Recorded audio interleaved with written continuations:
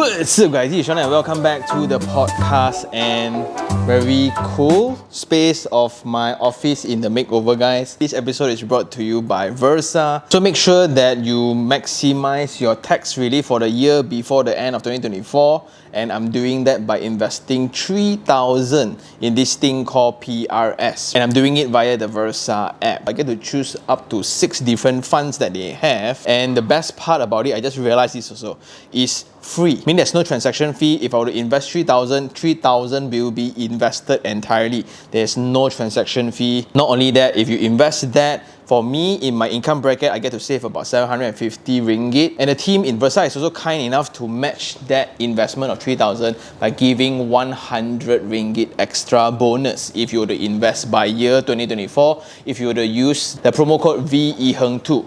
iherng2. So make sure you save some money, earn back some tax relief, and link down below. And today, I just realized also another thing, right? My inbox, my Gmail inbox, I rarely check the spam category. And today, don't know, suddenly when I want to reply and do this video, right? I click on it, only I've discovered that there's a lot of messages that fell into the spam folder, which I just recently discovered only. So I'm so sorry for those who have sent me email why Sean didn't reply, right? My bad, okay? So now I know what to do further. I will check the spam inbox as well. But let's read this question today. This is from Vu. First of all, thank you very much for your hard work. Your videos have been very helpful to my wife and me in understanding how to purchase property with the right mindset and actions. Property has ever become a topic of discussion during our dinner time. I just wanted to send a quick email to understand what would you do if you were in my position. I want to clarify that this is not a financial advice video. Thank you. But rather for educational purposes. Haha. I am 36 years old this year and I earn about 12,000 ringgit. Currently, I have investments in stocks, ETFs and funds worth about 700,000. Additionally, my APF is approximately 400,000. I also own 2 properties, one of which is currently under construction, while the other has been rented out since VP 3 years ago, covering 90% of rent. If I wanted to purchase 4 more properties for investment, what would you do if you were in my position? Once again, I want to reiterate that this is not financial advice, but simply for educational purposes. Thank you, Sean. Thank you very much, Vu.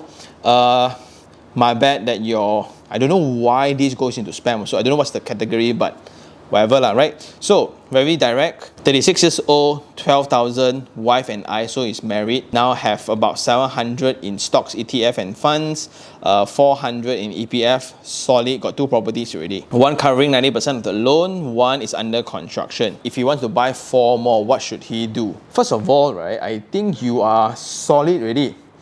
Millionaire already leh. Seriously, millionaire already, 36 years old, then 300 to 400 in EPF, right? Solid millionaire already. But this is also the phenomenon that I just realized where last time millionaire was the goal, right? Everybody, I just want to be a millionaire, I want to be a millionaire. But when inflation kicks in, now houses for $1 million, right, you can barely get anything. Everywhere is about 1,000 per square feet. When a lot of people share that how property cannot make money, right? Obviously, it's not buying the right one, and that's why this channel exists, I understand. So back to Vu, he wants to buy 4 more, and my question is why?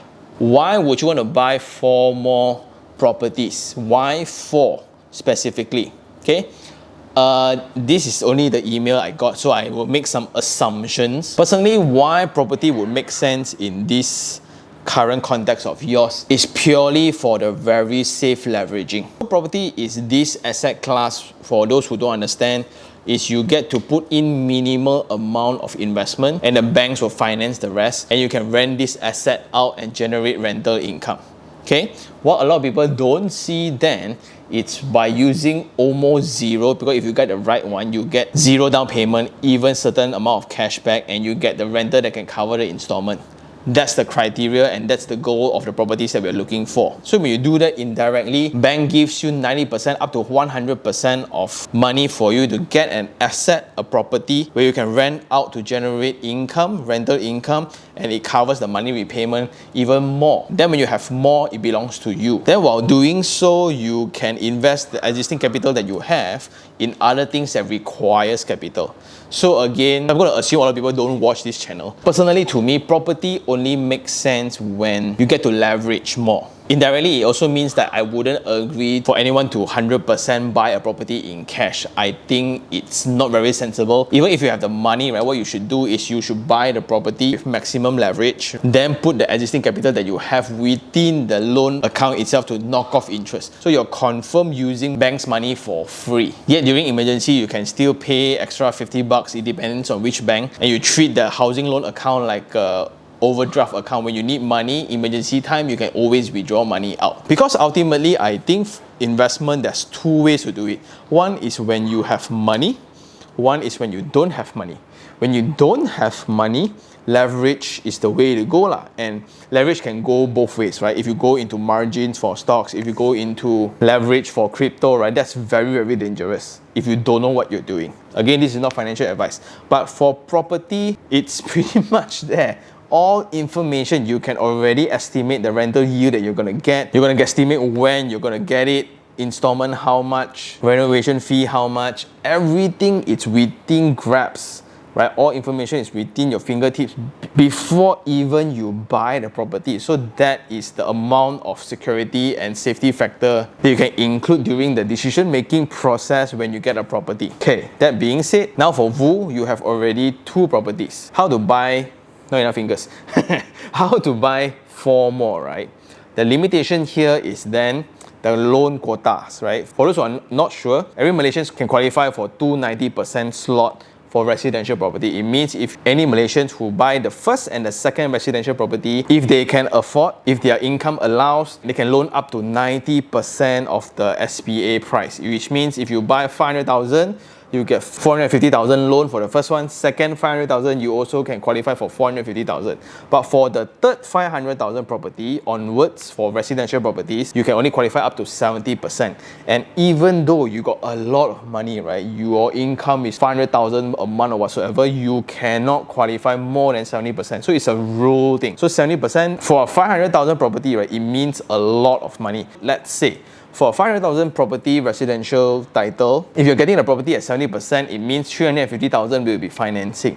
What happens to the 150,000 then, right? It will be in the form of cash. So how people do it, right? How people invest beyond 2 properties in such a fast period of time. Number 1, very harshly, is they got money lah. So they save everything. These are people with cash. 15%, 20% for a property, nothing. Okay, so that's one. The other way to get around the 90% loan is first, go for commercial title properties. So these are properties where they often fly under the title of suites.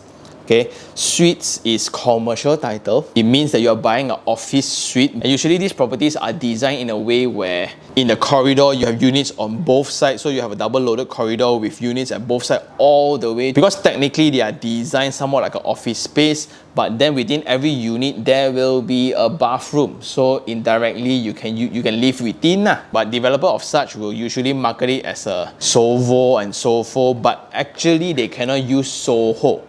Again, SOFO is small office, versatile office, small office, flexible office. Technically, they are just offices, but they just want to make it sound cool.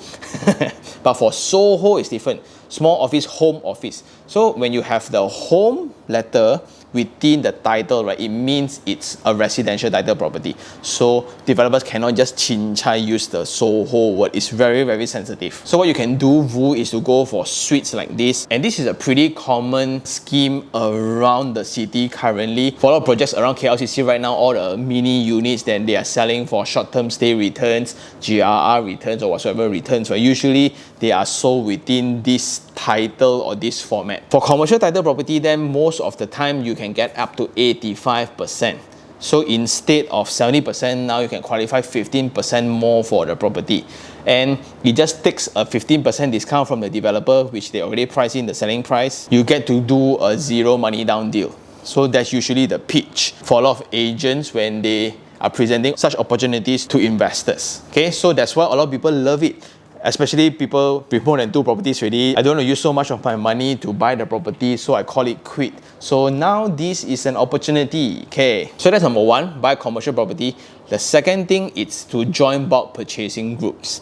Personally, I'm a VIP, long-term customer of Far Capital, and I've bought about 3 to 4 properties from them already. So what they do is they buy properties in bulk from developers. Either they are in distress mode, means it's an existing project where the developer's having a tough time selling. So now they just want to cash out and they deal with Far Capital, and Far Capital will acquire like 50 units or 100 units from them at a discounted rate. So it benefits the communities within, aka investors like us lah. So when you get a discount up to 20% or 30%, right, it totally matches the limitation of us buying properties with 70% loan only. So it means I don't have to fork out any initial capital at all. Another scenario is, besides distressed property, now what Far Capital is doing is they are directly dealing with developers from the design stage itself. So they will have that perfect scenario of size, condition, number of units, density for developers to make money, not so much so that the investors can make some. Far Capital will then buy up most of the units upfront before the project is even launched. So that one of the units that I bought from them is I buy exclusively from them, where the entire tower is only open to their members. Public cannot buy one. And we get to lock in at a price that is very desirable. That's how people make money lah. Third scenario, if you don't use any money, third property onwards, right, it will be to refinance the first 2, but one is you stay yourself and the cash flow is not very healthy actually, so there's nothing much you can do. The second one is under construction. Yeah, so I think the refinancing strategy can only be used when there's sufficient equity built within the property, and usually it's about 10 to 15 years. Only you get to have some meat within the equity of the properties for you to cash out. And now with the recent restrictions by the government also, you can only refinance out part of the property already. So they are trying to really control the speculative activities from investors moving forward, which makes it very tough actually. Another way then is to go for sub-sale properties where the owners are misinformed or less informed. So an example of mine is I bought a property. It's about 950 to 980,000, but I got it at 900,000, but the market valuation is 1.1 million.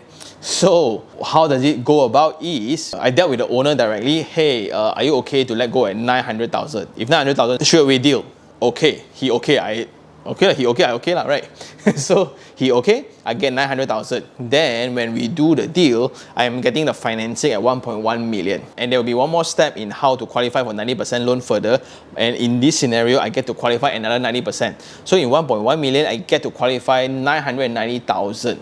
So it covers the initial 900,000 that this owner wants. Additional 90,000 is to cover all the miscellaneous the valuation fee the administration fee banker's fee whatever fee all included there, including his extra tax that he needs to pay, because if he were to sell at 1.1, which is the current SPA price, there will be a lot of costs incurred compared to him selling at 900,000. So that one, my responsibility as a buyer, so I paid for it. So that can be one way, but not all owners are comfortable with this arrangement.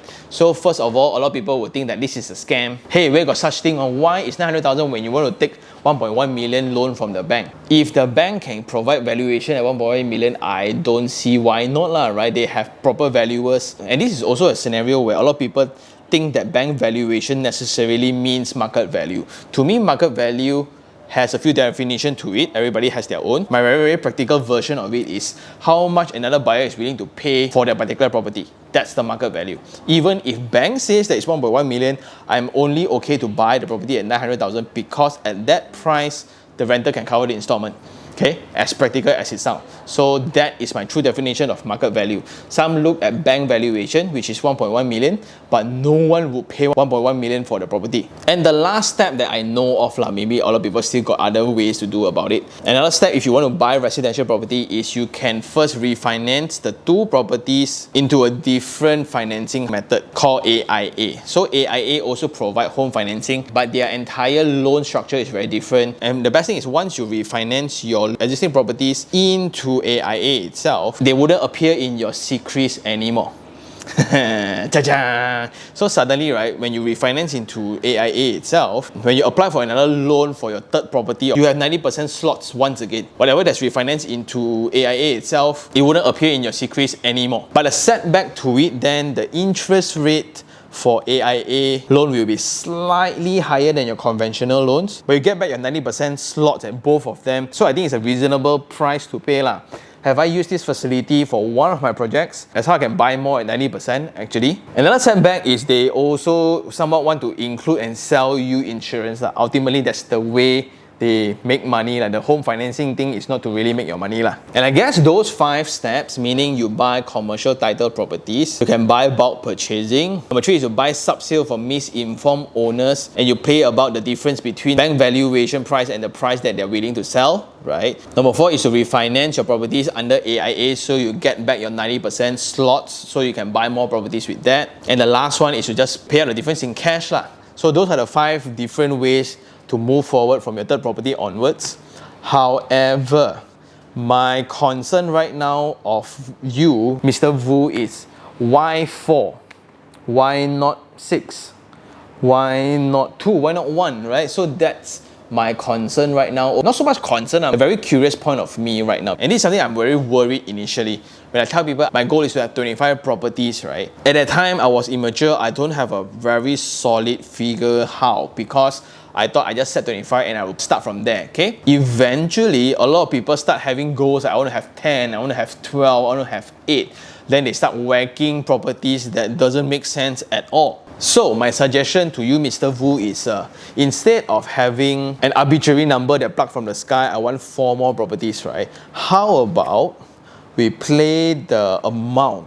So to me, my goal is 25 properties or 20 million worth. Then solid, right? I can buy 3 properties at 300,000 versus I can buy 1 property at 1 million. Actually, the 1 million one actually save more time. Most of the time it's also more beneficial, it's more direct. Money making wise is also within that range that makes a lot of money. And I personally think that this is a better alternative compared to buying or owning 3 properties altogether. So while you have 4, you can buy 4 low cost also can, which I have a personal issue on. Just my personal issue. I really enjoy capitalism, but I want to be a responsible capitalist, right? I will always play within my sandbox. I don't want to go and intrude any welfare regimes introduced by the government. I really hope that every Malaysian will have roof over their head, and this is the only product they can afford, so I will not touch it.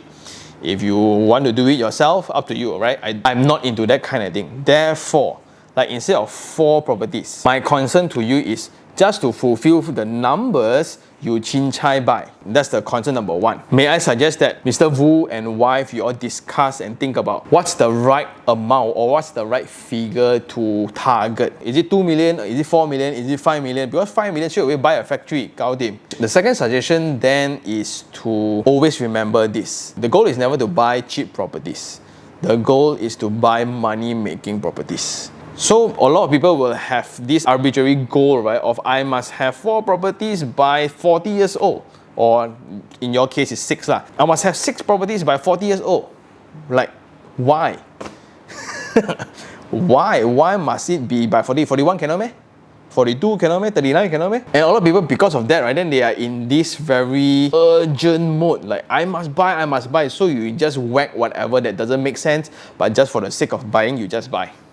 Which I don't think it will happen to you based on the amount that you have accumulated via other assets. But this is an indirect answer to a lot of audience that throw me a lot of questions, right? Don't have such things, because ultimately people don't care how many properties you own. Right? We don't hang our SPAs around our neck, so you won't walk around with, hey, I got 10 properties, I got 6 properties, right? Nobody cares, man.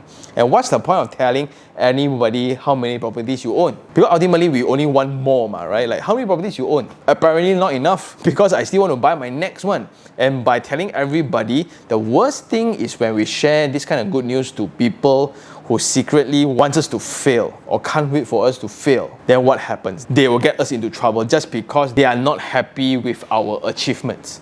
Okay? So be very careful always on who we share our good news with. This is learning from a very, very hard lesson of my own.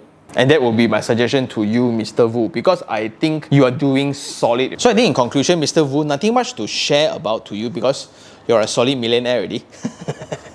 But I think the main criteria, again, right, just to reiterate, is to buy money-making properties. And the goal for us, what's a good property investment, right? It allows us to use minimal upfront payment or capital to acquire a property where the rental can cover installment. That's the only condition. So the first part, to use minimal upfront payment, is the 5 different steps just now.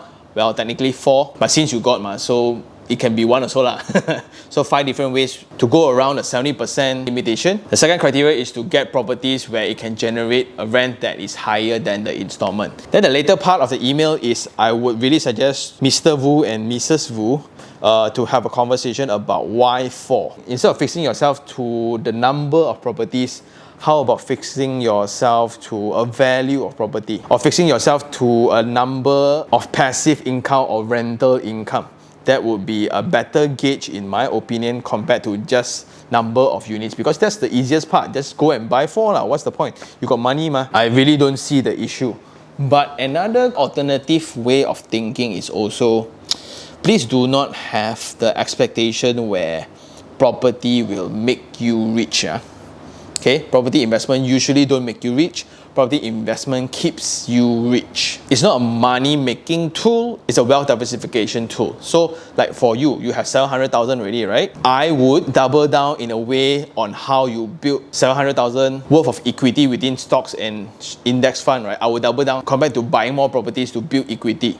You get what I mean? So I will double down on a way that's already working. Then I will just buy 1 maybe for a year, following the 2 criteria: minimal upfront payment, 6% yield, or the rent can cover installment. So whenever such deal appears, then I buy, right? Not having a deadline for them. And then these 2 things can really grow together, right? You have 700,000 and you continue to grow this thing maybe at 5% per annum, right? By 40, it's going to be a solid amount, right? Then at this side, then you just let equity build by itself, because it doesn't really require a lot of upfront money from your savings or your pocket, and you just let it grow. So that's the game that I'm playing too. And I guess that's all for this episode. So thank you very much, Mr. Vu, for sending in an email. This chair is really comfortable. And I guess that's all for today. I think I will drop the link for Versa number 1, Far Capital number 2, Makeover Guys number 3, and the contact person for the AIA loan number 4 within the description box below. And for those who are celebrating, Merry Christmas. And in case you don't see me anymore for the year, Happy New Year, everybody. I really appreciate everyone's support towards the channel. It really means a lot to me. And for those who still have any questions regarding what I said, do just email me at taniherng@gmail.com, or you can just DM me on Instagram, iherng, and I'll see you guys on the next one. Ciao.